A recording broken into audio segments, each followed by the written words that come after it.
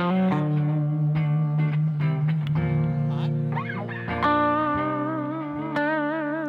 right, we have another second timer here. Yeah. So listen, this person, where is she? She's right here. She's right here. Oh, yeah. This big personality is right behind me here. Her name is Lynn Hazan. Let's give it up, but I got a couple words to say first, all right? I mean, I'm gonna read what's on the script, but I know her a little well. She is an amazing person.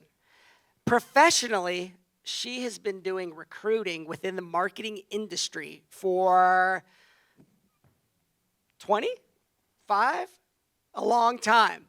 So if you're a marketer, if you own an agency, if you're in corporate marketing and you're looking for a marketer, you got to call Lynn, number one, all right? So we'll get that out of the way.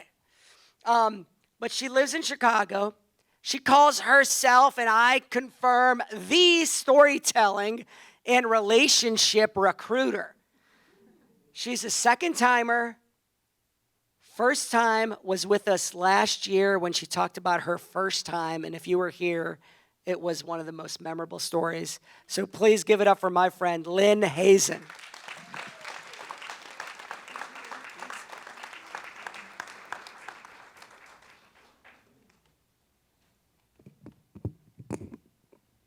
Good evening. How many of you have ever been or experienced something for the first time in your life and the timing was right because something happened to you that made it magical? Have any of you ever had an experience like that? If so, on the count of three, say yes. 1, 2, 3, yes. All right, we are in the zone together. Let me tell you why. The last time I was making chicken salad, I was in Florida last May. It was Saturday morning. I was chopping away my chicken, listening to NPR, National Public Radio. All of a sudden, I heard a voice. Mama! Papa! I dropped my knife.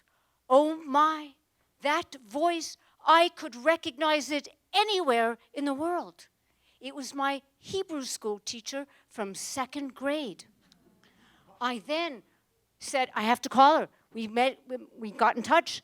There's more about this to come. But let me tell you about how our lives keep intersecting. When I was growing up in Montreal, I was the daughter of immigrants from Egypt and Syria. Up and down the street were other immigrants. They were survivors from the Holocaust, many of them.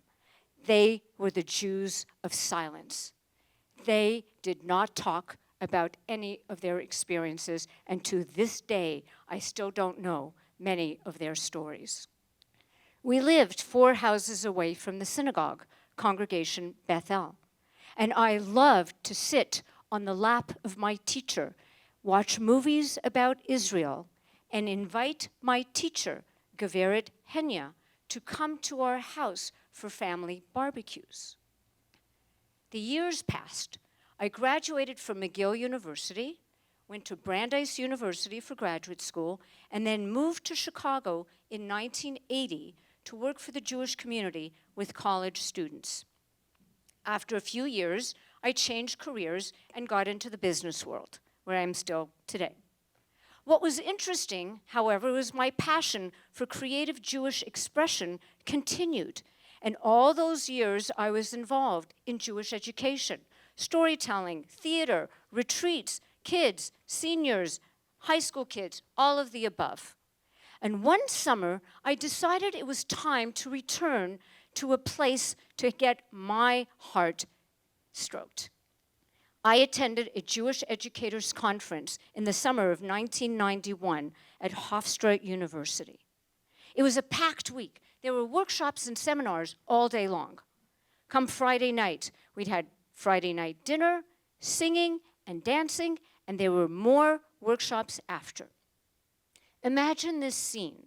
I walked into a room, it was late at night, and at the exact moment that I came in and sat down in the back, Danny Siegel, a noted poet, had put down his book of poems and started asking people in the audience about their family names, if they had been long names that had been shortened over time.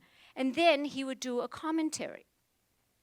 Then a petite, blonde-haired woman in the front row put up her hand, and she said, "My name was Wisgardiski, and it was changed to Weiss." Danny looked at her. "Wisgardiski," he said. "I've never heard of such a name." I put up my hand in the back. I'm not shy, as you can tell. And I said, well, Wisgardiski couldn't have been that unusual, because when I was a little girl, I had a Hebrew school teacher whose name was Wisgardiski, and she said we could call her Geveret Henya. The petite blonde-haired woman in the front row jumped out of her chair, and she said, "That was me!" I ran up to the front.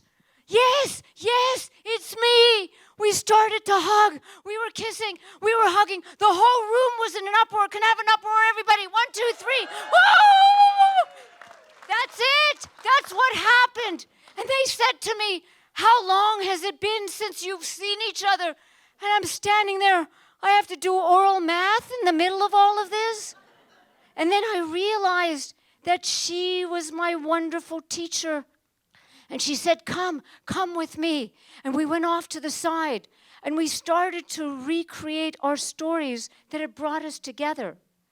I did not know that when she was a little girl, she grew up in Lithuania. She was a little girl, a year and a half old, when the Nazis invaded Lithuania, and her parents were in the ghetto with her. 2 years passed. It was getting scary. People by the thousands were being killed. Her parents hatched up a plan to save their daughter's life. They drugged Henya and put her in a suitcase and put her in a truck. And they knew that the guard guarding the truck had his bayonet, and he was going to stab that suitcase. So Henya's mother took her gold watch and her red boots and bribed the guard to save her daughter's life.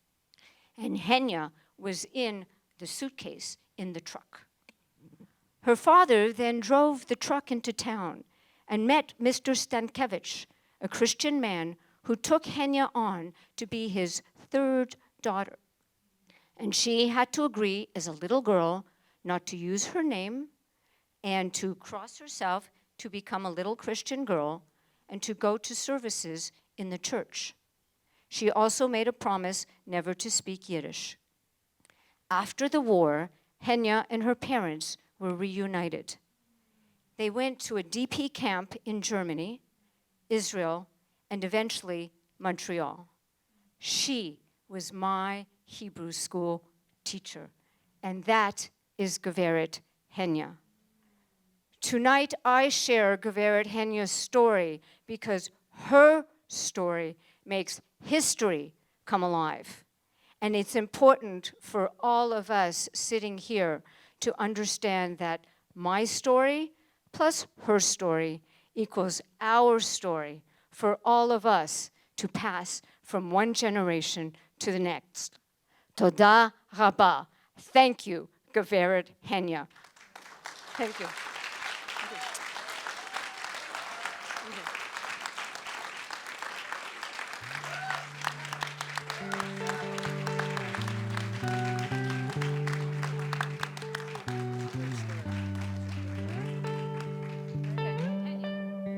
Let's give it up for Lynn and Henya. Geveret Henya. Wow. Thank you, Lynn.